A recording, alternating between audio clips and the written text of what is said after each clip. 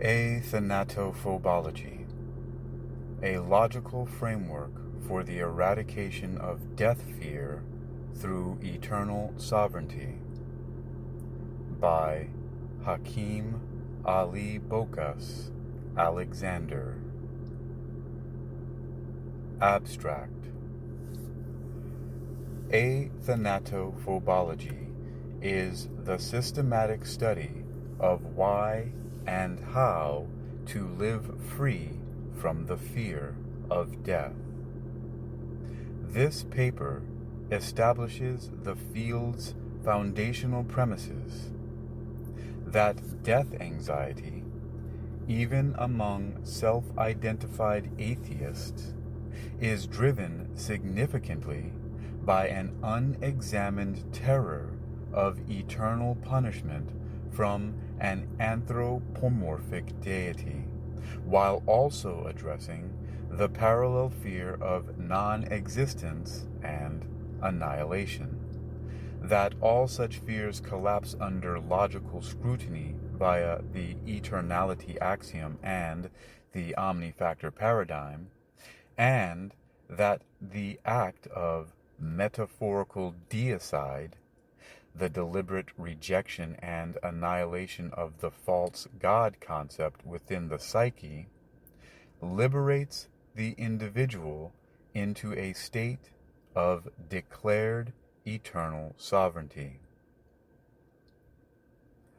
The framework draws upon the first law of thermodynamics, logical analysis of divine attributes, the principle of co-eternity, and the mechanisms of cognitive-somatic integration.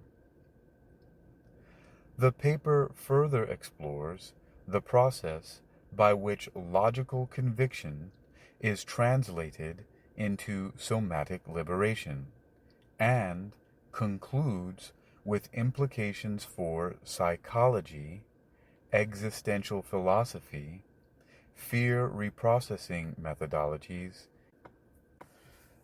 and the practical destabilization of threat-based governance through the emergence of death-fearless populations. Keywords: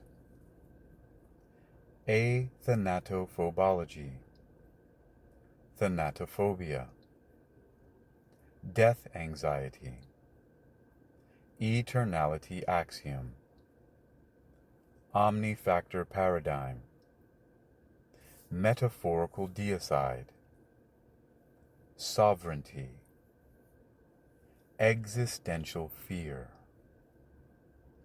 co-eternity, anti-theism, fear reprocessing, somatic liberation, economics of infinity. 1. Introduction. The fear of death occupies a singular position in human psychology.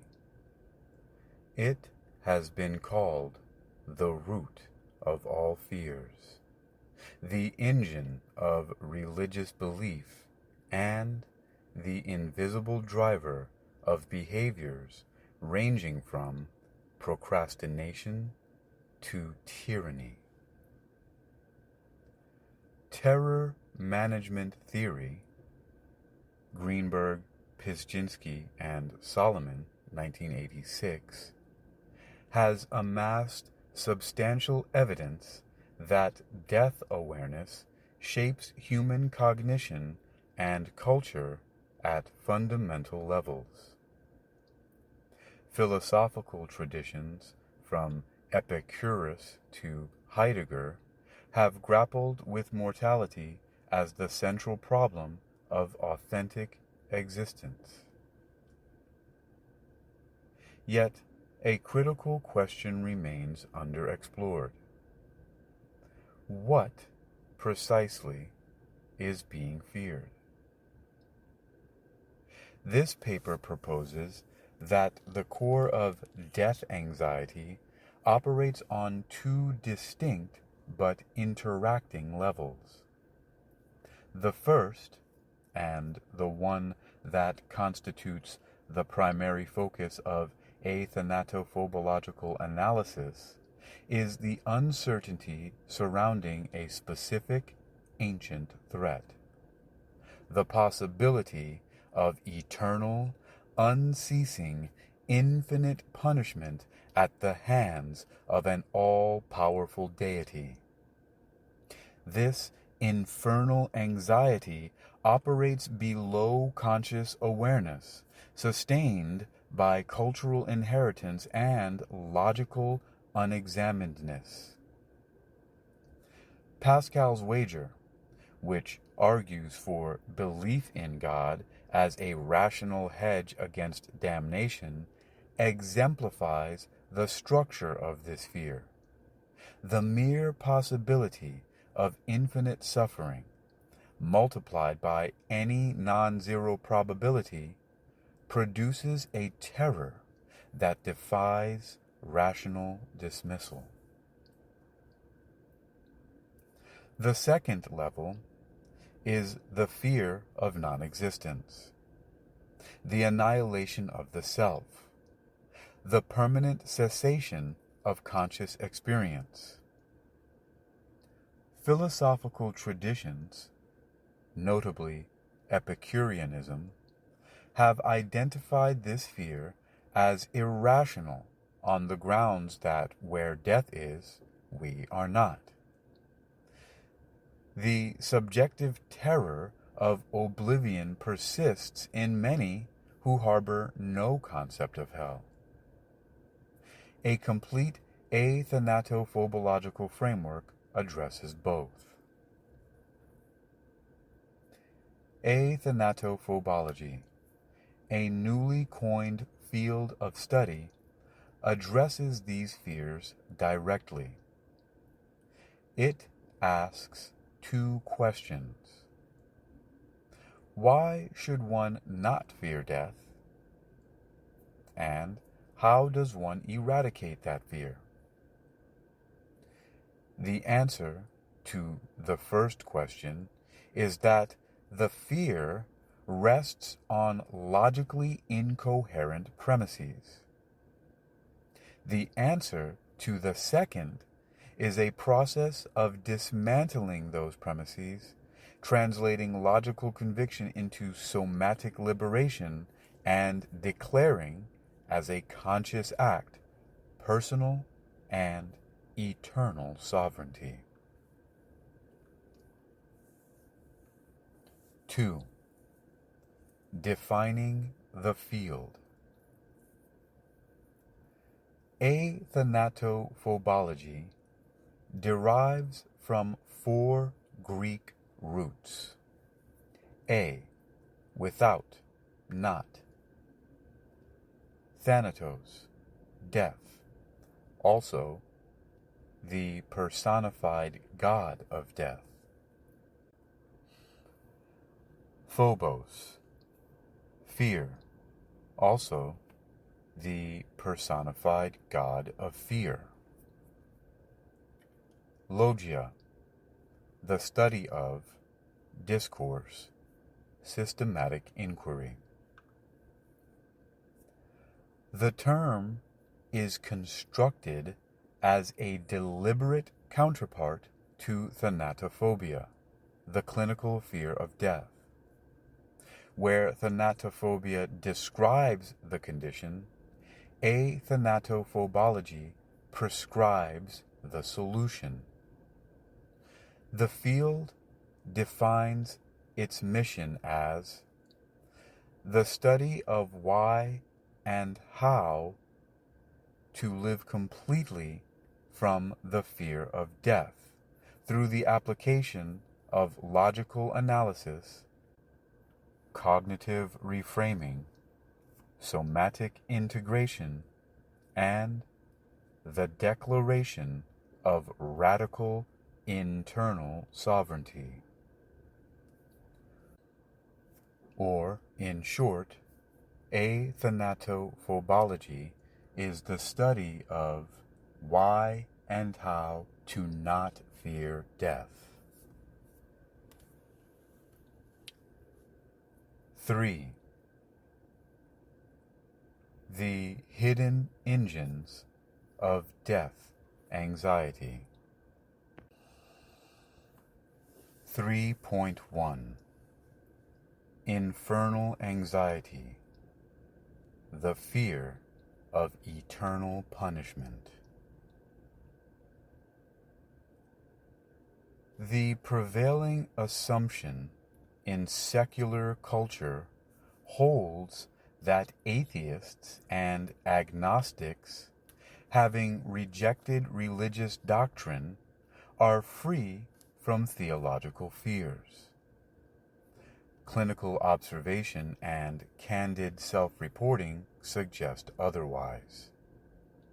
The fear of death, when examined closely, frequently reveals a specific shape: the anticipation of prolonged, unceasing, infinite pain.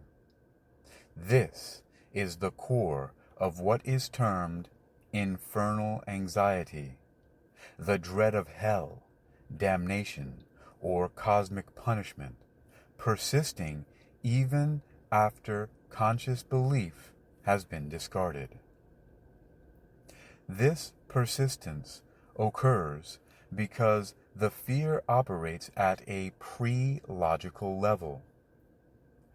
It was installed through childhood conditioning, cultural saturation, and the sheer psychological weight of a threat that, if true, would be infinite in duration. The logic of Pascal's wager captures the structure.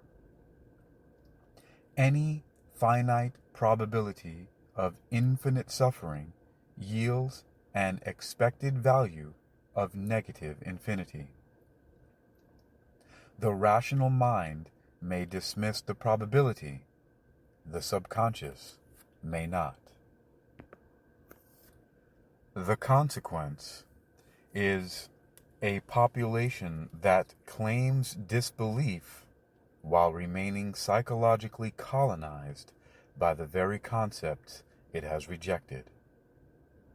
The uncertainty itself, the what if, functions as the weapon.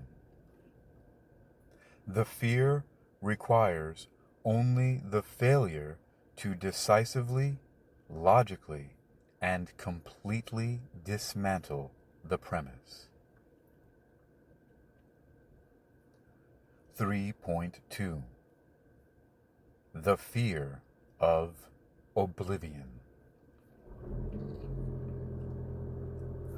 Alongside infernal anxiety, and sometimes intertwined with it, is the fear of non-existence, the permanent cessation of self, the dissolution of consciousness into nothing.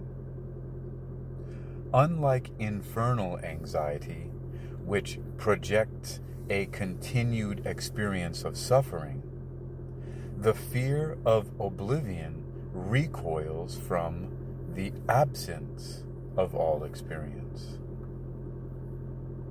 From a logical standpoint, this fear is vulnerable to the Epicurean argument. Death and the self never coincide. Where death is, the self is not. Where the self is, death is not. Non-existence, by definition, cannot be experienced as a loss, a deprivation, or a suffering. The fear of nothing mistakes a concept for an experiential state. There is no vantage point from which to suffer oblivion. Logical refutation alone proves insufficient. The fear of oblivion draws its emotional charge from a deeper source, the attachment to identity, memory, relationship, and the ongoing project of the self. It is the fear of losing that which one has not yet finished being. Addressing this fear thus requires a reframing of what the self fundamentally is. A reframing that the Eternality Axiom provides. If consciousness is a configuration of the eternal substrate, then the self reconfigures rather than annihilates. The cessation of a particular configuration, the individual personality, memory, and form, stands distinct from the annihilation of the underlying awareness. The substance of self is eternal, even as the form is temporary. Death is a transformation. 4. The logical dismantling. Athanatophobology deploys two interconnected frameworks to destroy the foundation of death anxiety: the conservation argument and the omnifactor disproof. 4.1 The conservation argument. The first law of thermodynamics states that energy can neither be created nor destroyed. It can only change form. The law of conservation of matter extends this principle. Matter, likewise, is transformed rather than created or destroyed. Whatever exists within the bounds of these laws has always existed and will always exist in some configuration. The universe is composed of matter and energy. Therefore, the universe, at the substrate level, is eternal. It had no true beginning, in the sense of arising from nothing, and it will have no true end, in the sense of vanishing into nothing. What we call the Big Bang was a transformation, a perceptual threshold within an already existent field. Alexander, 2024a. The Eternality Axiom states, all knowledge and all power is in all places at all times. All that exists, exists eternally. Form is temporary. Substance is permanent. If the universe is eternal, then any being that exists within or alongside it is co-eternal with it. A creator deity, if such a being initiated the Big Bang, would be an agent of transformation rather than creation from nothing. It would be an entity within an eternal framework rather than the author of eternity itself. Its existence, like all existence, would be subject to the conservation laws. This alone establishes that such an entity cannot be ontologically supreme. We are co-eternal with it. Our fundamental substance shares its permanence. this also reframes the fear of oblivion. Annihilation into nothing is a physical impossibility. Nothingness is a conceptual abstraction, a state into which nothing that exists can fall. 4.2 The Omnifactor Disproof. Religious texts attribute three primary omni-characteristics to God. Omnipresence, present everywhere at all times. Omniscience, possessing all knowledge. And omnipotence, possessing all power. These are collectively termed here the omnifactors. Logical analysis reveals a hierarchy among these attributes. Omniscience and omnipotence are both derived from omnipresence. To know all things, one must be present to all things. To have power over all things, one must be present to all things. Omnipresence is the prime attribute. The others are its consequences. The omnifactor paradigm states, omnipresence is the necessary and sufficient condition for both omniscience and omnipotence. A being lacking omnipresence possesses the other two attributes in limited, finite measure only. Alexander, 2024b. Examination of religious texts demonstrates that the deity described therein consistently fails the test of omnipresence. The God of the Bible is depicted as localized, walking in the garden, Genesis 3:8, sitting on a throne, Isaiah 6:1, dwelling in a temple, 1 Kings 8:13. This God is reactive, surprised by disobedience, Genesis 3:11 through 13, regretful of creation, Genesis 6:6, unaware of events until informed, Genesis 18:20 through 21. This God changes location, consults with advisors, 1 Kings 22:19 through 22, and sends emissaries to gather information. A truly omnipresent being is incapable of localization. It is incapable of surprise.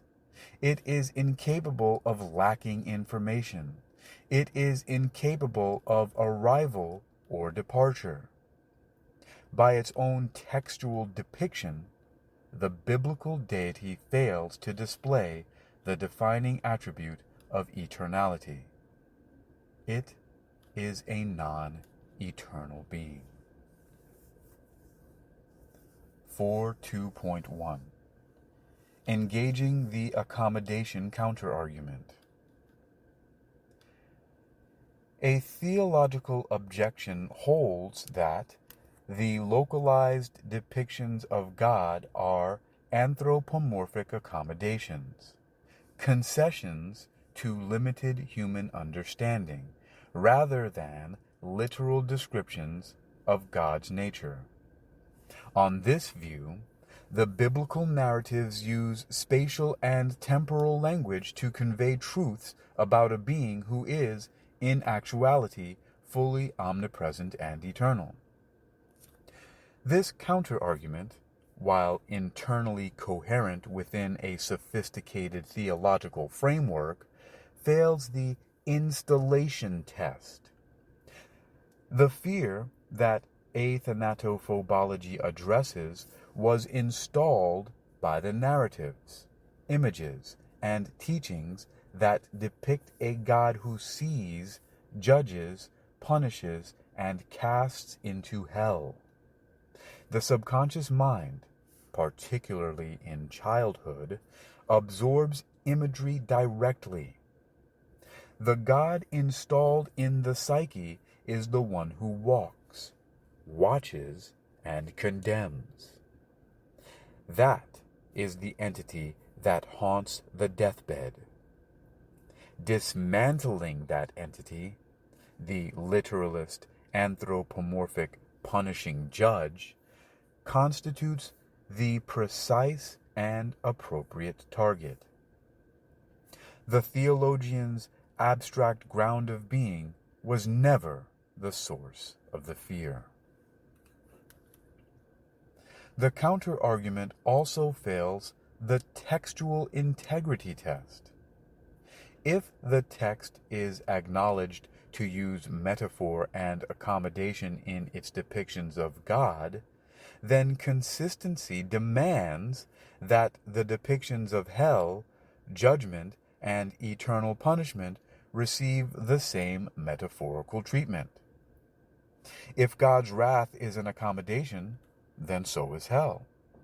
If the throne is metaphor, then so is the lake of fire. The selective literalness applied to punishment but withheld from presence reveals a logical inconsistency driven by the very fear the doctrine seeks to sustain. Targeting the literalist position thus constitutes a surgical strike at the precise construct that generated the fear. 4.3 The multiple deity possibility. The omnifactor disproof addresses the single, all-powerful deity of monotheistic tradition. The logical framework accommodates the possibility of multiple, finite, non-eternal entities with varying degrees of capability. The universe may contain beings of immense power relative to human beings, entities that might, from a human perspective, appear godlike. This possibility reinforces the athanatophobological framework. If multiple finite beings exist, then no single being possesses a monopoly on power.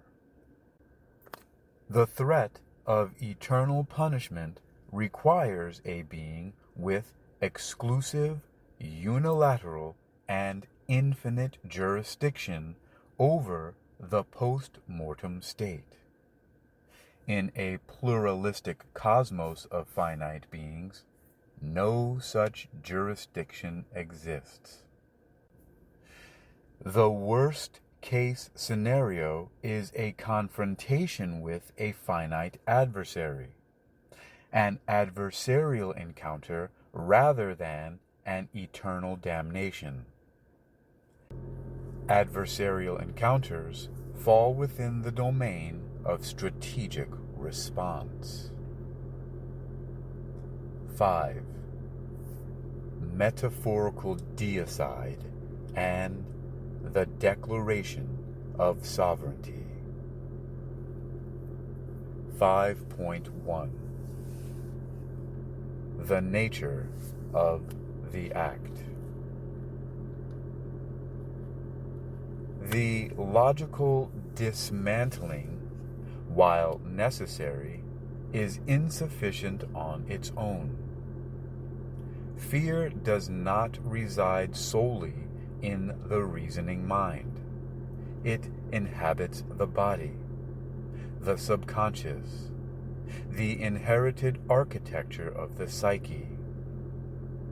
To fully liberate from the fear of death requires an act beyond logic, a deliberate, conscious rejection of the false authority that generated the fear. This act is termed Metaphorical Deicide, the killing of the false God concept within the mind.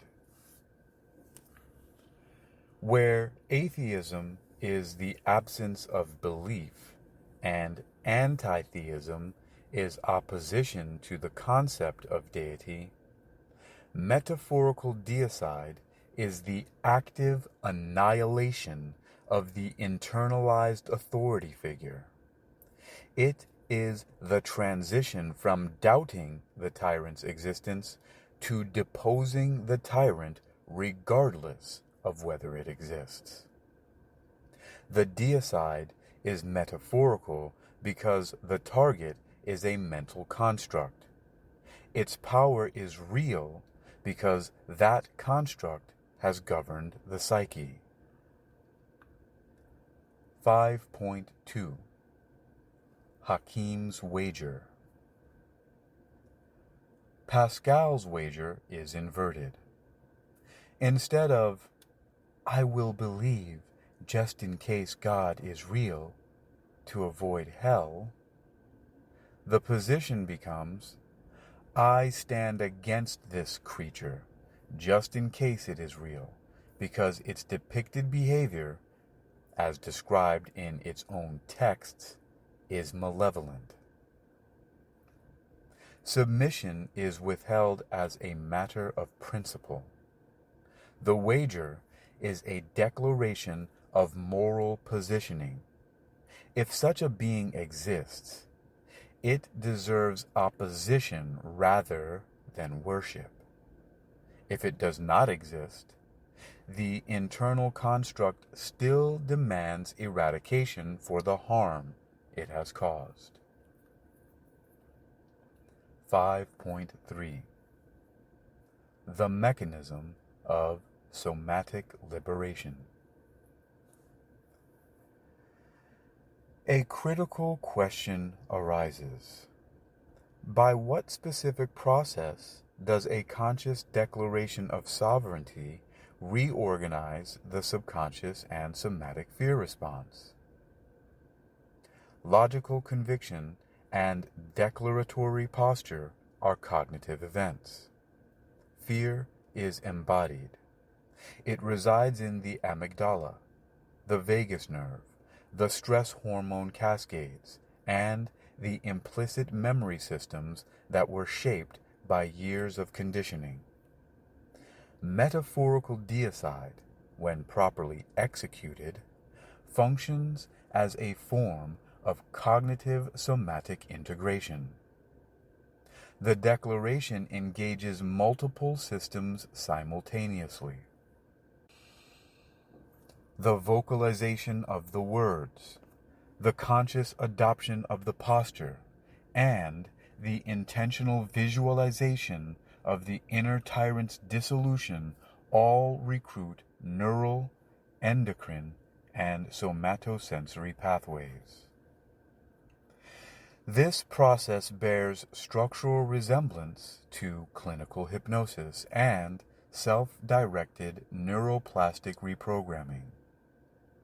In hypnosis, a suggestion delivered with conviction and emotional intensity can recondition automatic responses.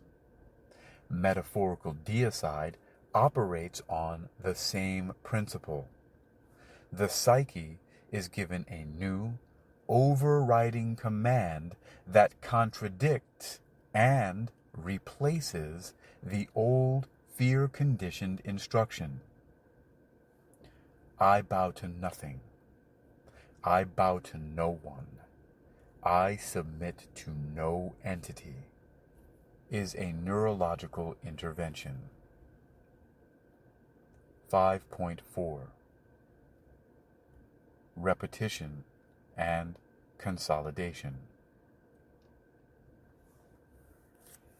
A single declaration may be sufficient for some. For most, the process requires repetition.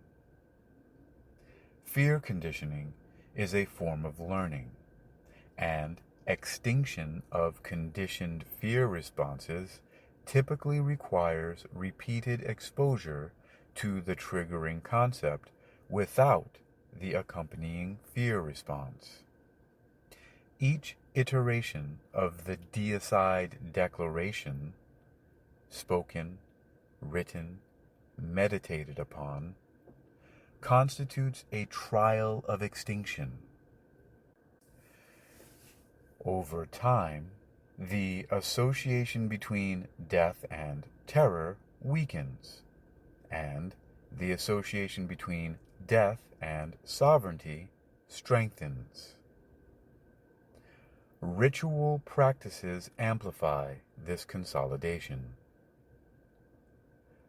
The declaration may be embedded within daily routines, integrated into meditation or breath work, or linked to physical anchors, posture, gesture, environmental clues.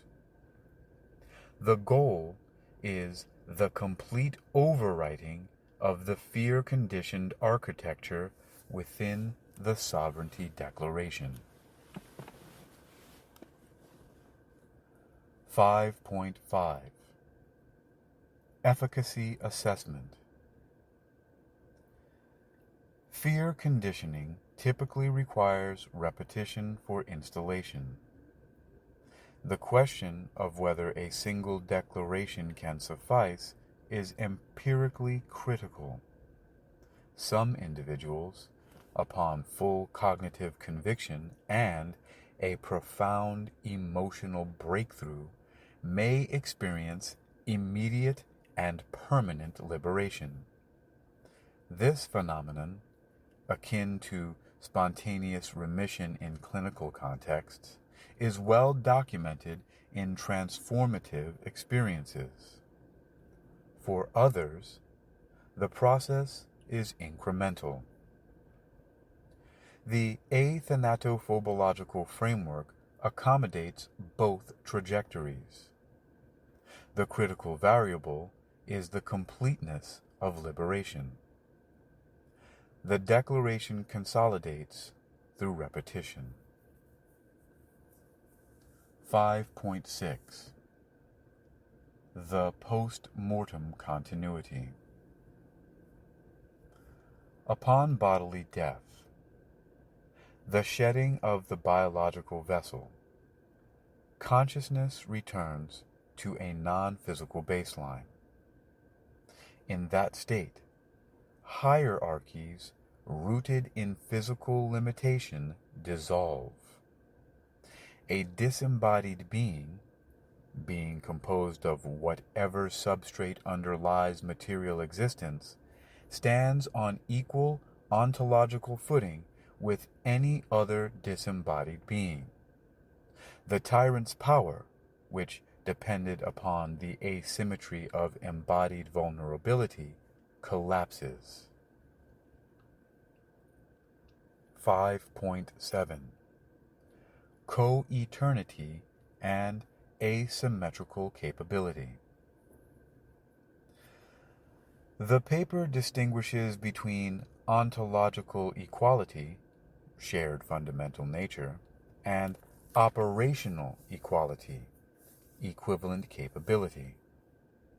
Co-eternity of substance guarantees the former. A non-physical entity that has accumulated greater knowledge, experience, or capability over a longer span of existence may possess operational advantages that a newly disembodied consciousness does not. This distinction leaves the invalidity of eternal damnation intact. Operational advantage may permit temporary adversarial encounters, even temporary captivities. It does not permit unending unilateral punishment, because the ontological parity of the two beings means that the power differential is one of degree rather than of kind. The lesser entity retains agency. it retains the capacity to learn, to grow, to resist, and ultimately to withdraw from the adversarial dynamic. Eternal damnation requires an absolute, unassailable, and permanent power asymmetry. The Eternality Axiom forecloses that possibility. 5.8. The question of post-mortem submission. A disembodied consciousness, conditioned over a lifetime to submit, may continue to submit after death. Conditioning does not automatically dissolve upon bodily death. If the sovereignty declaration has not been made, the default posture may be the same submission that characterized the embodied life. This is precisely why the declaration before death is critical. The sovereign posture must be established while the self is still integrated and capable of choice. The declaration serves as a pre-mortem inoculation. Upon death, the consciousness that has declared sovereignty enters the non-physical domain with its posture already set. It arrives with agency declared. 5.9. The Declaration of Eternal Sovereignty. The final declaration is one of eternal sovereignty. I bow to nothing. I bow to no one.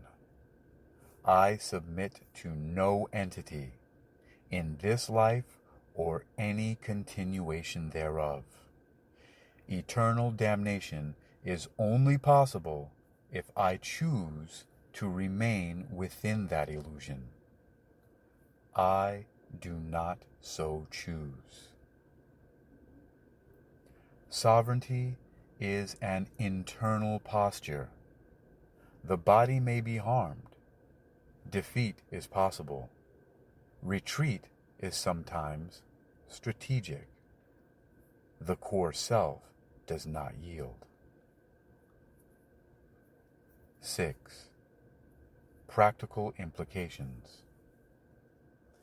The eradication of death fear produces secondary effects that extend across psychological, behavioral, and systemic domains. 6.1. Elimination of the freeze response. The sympathetic nervous system's three outputs, fight, flight, and freeze, reduce to two functional options. Freeze, the catatonic paralysis that underlies much of modern procrastination and inaction, is progressively eroded as its existential fuel source is removed. 6.2.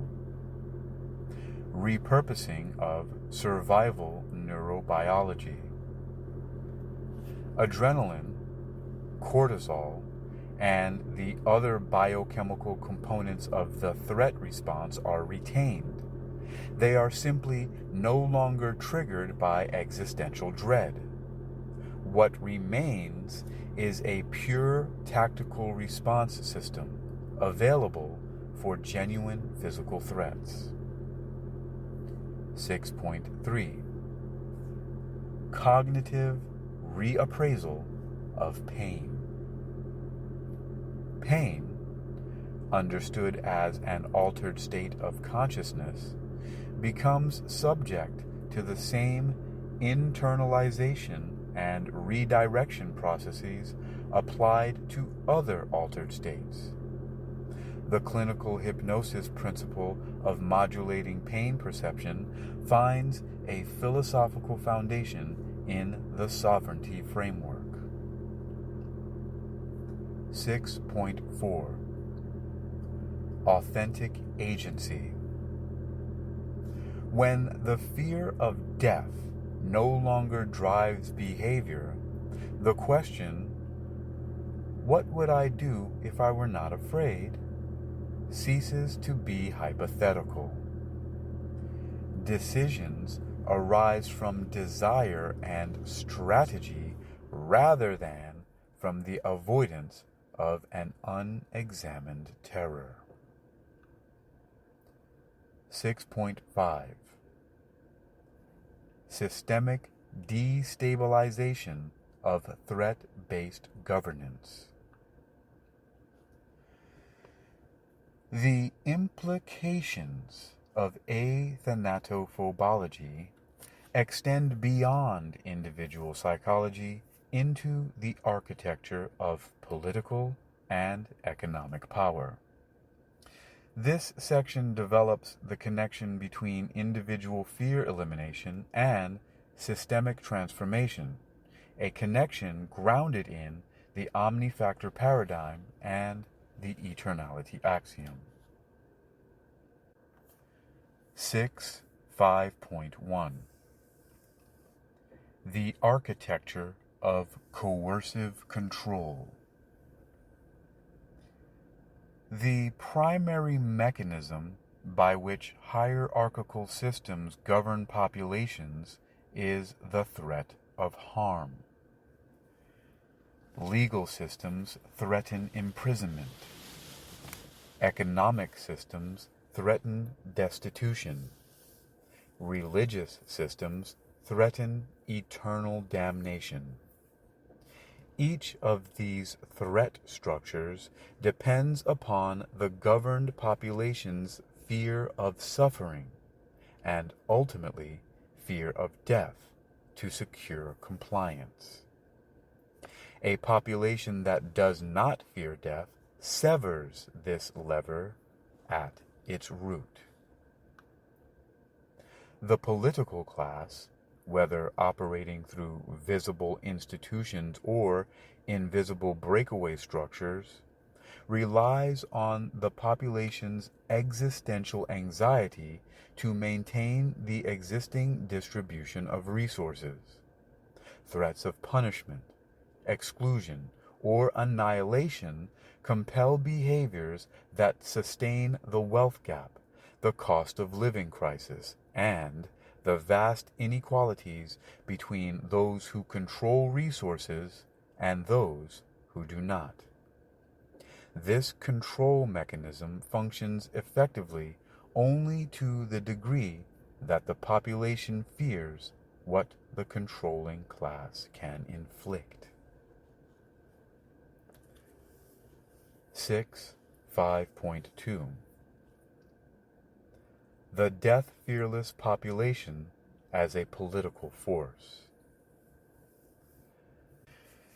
When a critical mass of individuals has undergone the athanatophobological process, logical dismantling of death fear, metaphorical deicide, and declaration of eternal sovereignty, the threat-based governance model destabilizes. A sovereign consciousness that has declared, "I bow to nothing, I bow to no one," cannot be coerced by threats of mortal or post-mortem punishment. The ruling class loses its primary instrument of control. This destabilization occurs through non-compliance. The death-fearless individual simply refuses to participate in systems that demand submission in exchange for protection from threats whose power has been dissolved. This non-participation, when aggregated across a sufficient portion of the population renders the coercive apparatus inert. 5.3 The economics of infinity as systemic alternative. The omnifactor paradigm provides the constructive alternative to the collapsing scarcity model. The economics of infinity states that in a reality of infinite possibilities actualized across an eternal field, there is no shortage of supply. Alexander 20:24b. The belief that one individual's gain necessitates another's loss is an illusion generated by the finite perspective of the physical avatar. The Eternality Axiom, Alexander 2024a, validates this through the conservation laws. Matter and energy are eternal and infinitely transformable. Resources are infinite in potential. The perception of finitude is a function of limited observational perspective and engineered scarcity. A population that has internalized the economics of infinity designs different economic systems. Scarcity-based competition gives way to collaboration grounded in the recognition that every sovereign consciousness can experience abundance without depriving any other. This is the foundation of the resource distribution system, a system built by death-fearless, sovereign individuals who understand that reification, the translation of eternal potential into manifest resource, is a deliberate act of conscious creation rather than a competition for limited goods. 5.4 The breakaway civilization as a demonstrated principle. The phenomenon of breakaway civilizations, elite groups operating beyond visible political structures, provides a confirming case study. These groups have already recognized that control of resources is a function of controlling consciousness rather than managing material scarcity. Their continued operation depends entirely on the broader population's continued fear. Athanatophobology democratizes the breakaway impulse.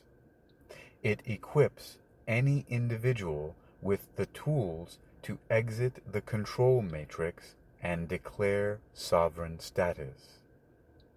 When the individual declares, "I am the sovereign creator of my reality," they are founding their own breakaway rather than petitioning the existing breakaway class for entry. The practical outcome is a parallel economy built by sovereign individuals, operating on the principles of radical responsibility and infinite abundance. This economy requires no permission from existing power structures.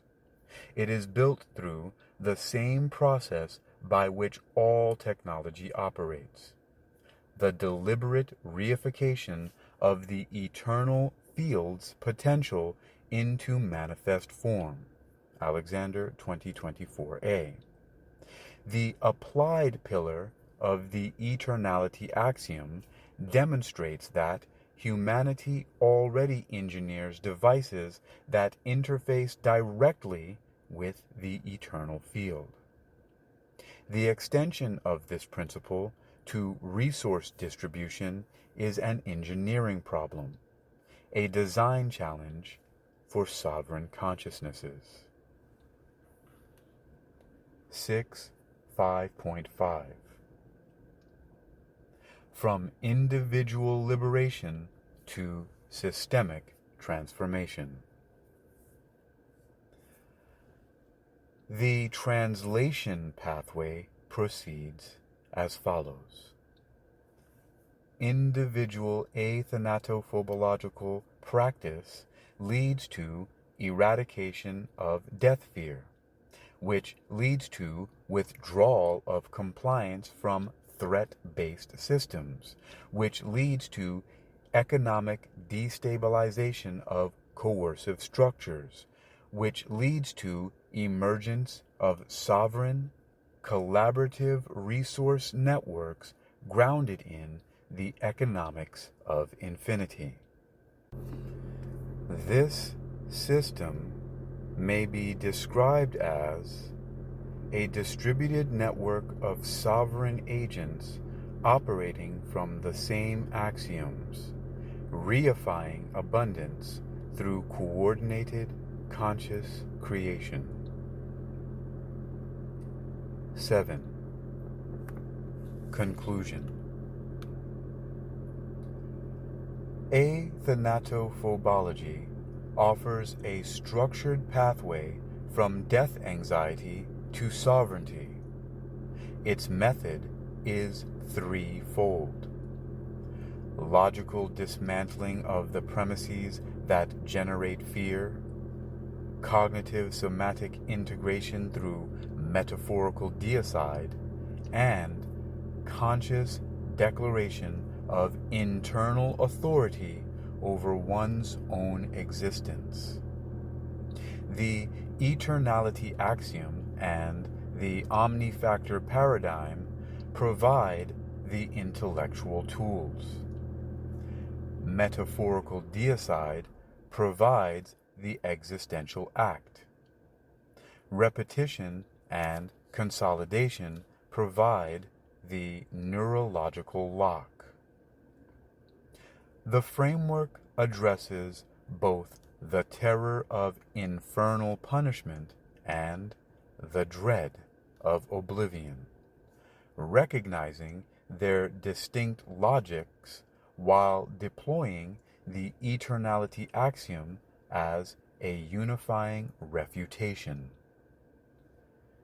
It distinguishes ontological equality from operational advantage, acknowledging the possibility of post-mortem adversarial encounters while denying the possibility of eternal damnation.